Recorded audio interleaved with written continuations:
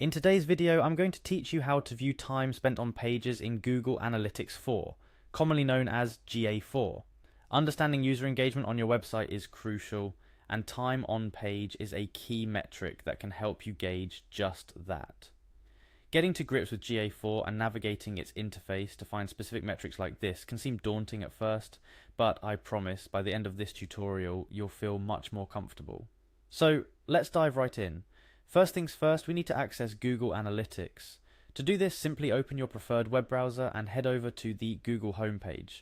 Once you're there, look for the Sign In button, usually located at the top right corner of the page. Clicking on it is your first step into the vast world of Google's ecosystem.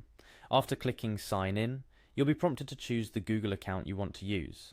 If you're managing multiple accounts, make sure you select the one associated with the Google Analytics access you need. Enter your password next. It's always a good practice to ensure you're using a secure and unique password for your accounts, especially for tools as powerful and data-rich as Google Analytics. Once you've entered your password, you'll proceed by clicking Next. This should take you to your Google account dashboard, where you can access various Google services and apps. Now, this is where it gets a bit interesting. To access Google Analytics from here, look for the Google Apps icon, which is typically found at the top right corner of the page. It's a small grid of squares.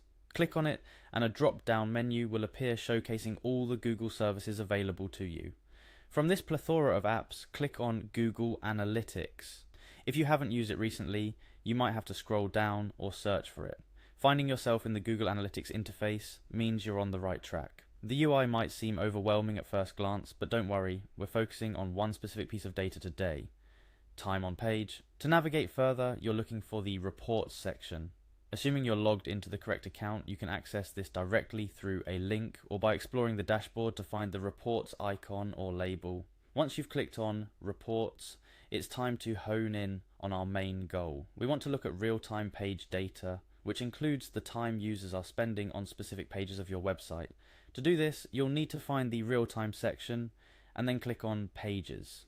This area of GA4 is particularly interesting because it shows you what's happening on your site right now. It's dynamic, constantly updating, and can offer instant insights into user behavior. By now, the real-time pages section should be displayed before you. This is where you can observe various metrics related to how users are interacting with your site at this very moment, including the elusive time on page metric. It can display things like which pages are currently being viewed, how long users are staying on them, and potentially where they're navigating next. Understanding this data is pivotal for several reasons. It can help you identify pages that are performing well, in terms of engaging users, and ones that might need some tweaking. For website owners, marketers, and content creators, these insights are invaluable. They help inform decisions on content updates, site design changes, or even what type of content to create more of. Remember, GA4 might seem complex, but once you start navigating it with a clear goal in mind, it becomes much more approachable.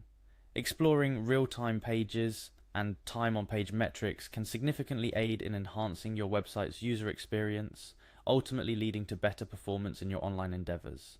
And that wraps up our tutorial on how to view time spent on pages in Google Analytics 4. I hope these steps were clear and you now feel confident navigating GA4 to find this crucial metric. Remember, consistent monitoring and analysis can lead to significant improvements in your digital strategy, making learning how to navigate tools like GA4 well worth the effort. Keep experimenting, keep learning, and most importantly, keep improving. Thanks for watching.